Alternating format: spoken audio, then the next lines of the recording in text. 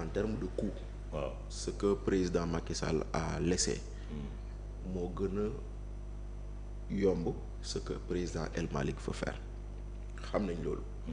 mais man je dis souvent il y a des choses il ne faut pas regarder le coût financier. il y a d'autres choses qu'il faut regarder. Comme là. Fatou, un député il est député du peuple. Oui. Il y a une fonction de représentation. bu mu war a àndal. Et cette fonction de représentation dafa am standing bu mu laaj. benn dignité bu mu war am benn dignité merci beaucoup bu mu war a àndal. moo tax man je suis pour les véhicules. Oui. Okay. Man je suis pour les véhicules. Quand Macky avait dit je donne des indemnités j'ai dit moi je préfère les véhicules mais encore une fois day dellu si lu ñu waxoon moi je suis pour les fonds politiques. Oui. Je suis pour les véhicules na leer. Okay. Mais on ramène toujours la chose à ce qu'on nous avait vendu et promis. xam nga El Malick bu toogee jàkkaarloo. émission jàkkaarloo ci TFM sénégalais yépp di ko xool mu ne balaa maa gëm ni Macky dafay relancer économie bi mu xaaj salaire budget assemblée nationale dugal ko ci projets sociaux yu kii boo toogee président de la république ne la nous avons des marges de manœuvre budgétaires et financières quasi inexistantes nga toog premier ministre ne la dañoo fekk réew mi ci quatrième sous-sol est-ce que c'est opportun ngay dugg ci jëndum oto. Oui, c'est une question. Voilà, tu vas poser cette question. Mais bu fekkoonte ne bu dul woon opportunité situation du moment bi nga xam ne c'est une situation très carabinée il faut le dire bu dul woon seeni déclaration démb moi j'applaudis parce que jàpp naa ni le député a une dignité qu'il faut préserver ou qu'il faut à qui il faut lui rendre ndaxte tey président de la République premier ministre buy tukki wala buy déplacé wu da ngay xam ni kilifa mooy déplacé wu. lu tax léegi député bu waree déplacé wu kenn na gis ni. El Malick sax en quelque part boobu raison la joxe. oui pour mais wax mais xam nga raison boobu la lay jox tey. mais raison boobu joxu la ko démb. parce que démb dafa jàppoon ni loolu yàq la ndaxte démb Adama Fall daan na toog naan député dañ ko war a jëndal oto. ñu ne ko yéen da ngeen bëgg a nguuru. xam nga mooy lu may wax daje nañ jëm lu melaat ma ko koy wax ma ne ko le problème de ce pays c'est juste une chose ña doon ne déet démb ñoo bëgg a ne waaw tey ña doon ne waaw démb ñoo bëgg a ne déet tey jii nii mooy lu ngay wax on nous a vendu la rupture on n'a pas eu la rupture ce qu'on a eu c'est une rotation des élites position yi rek ñoo changé. Non, rotation des élites à la place d'une rupture on a eu droit à une rotation des élites mooy maanaam Adama toogoon ñu ne ko puusal El Malick moo toog.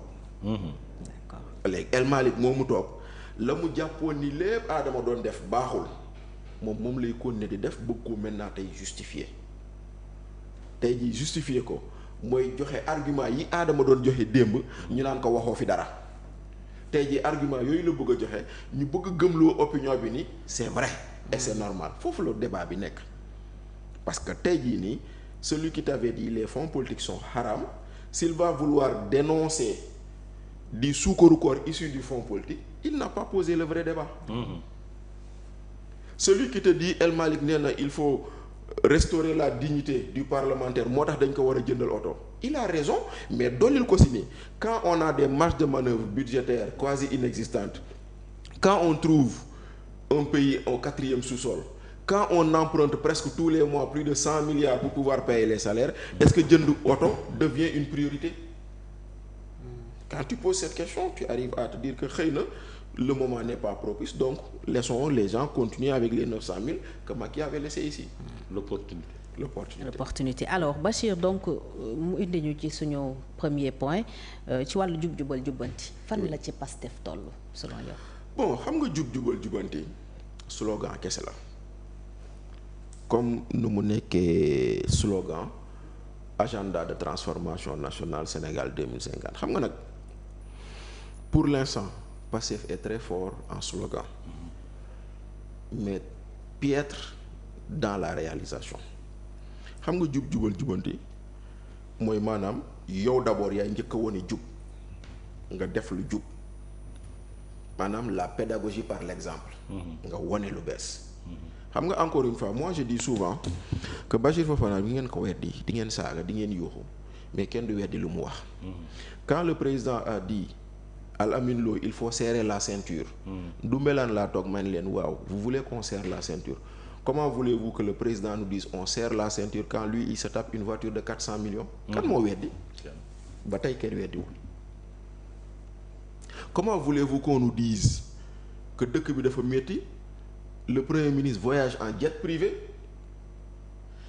pour dem Sierra Leone ñu naan est-ce que da ko loué ko ñu bëgg ñoo gëmloo ni dañ ñu koo abal. dañ koo abal. ma joxaat la beneen information voyage u Chine bi jet privé la demaatee encore. il est encore parti en Chine avec un jet privé. te mooy jënd kérosène. un jet privé. appartenant à la même compagnie. mais immatriculé en France cette fois-ci. parce que bële avion bu ñu immatriculé Sénégal la bii mu demee Chine c'est un avion immatriculé en France. de la même compagnie. non du même propriétaire bokk. Okay. La même compagnie. D'accord. donc léegi la question que les Sénégalais doivent se poser kan mooy homme d'affaires bu baaxam bay yëkkati alalam naan premier ministre maa la ko abal. en contrepartie de quoi. c'est la bonne question.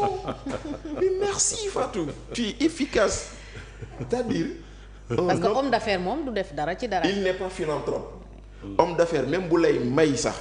am na lu muy xaar. c'est pas gratuit. buy toogee ñu ne la diw homme d'affaires la mooy séddale suukar fële xamal ni am na lu mu soxla moo tax. l'homme d'affaires c'est pas un philanthrope. il ne donne pas gratuitement mais bu ñu la nee dafay tukki il va en Chine ma jox la ci beneen information Adama avec escale en Grèce. bi muy dem Chine.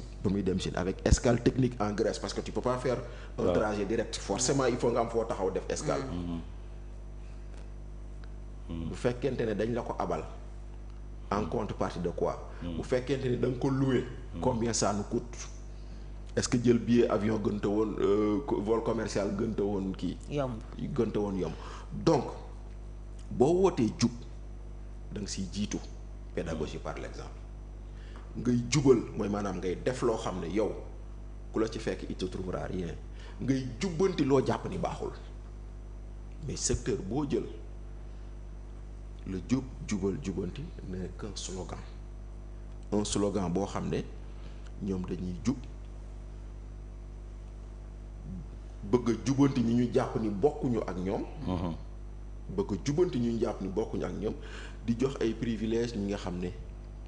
ñoo ànd ak ñoom dañoo bëgg a jël ñu ne dañuy def jubal jubanti reddition des comptes ñu bëgg ko def réduction sélective des comptes bu xaw a niroog règlement de compte après nag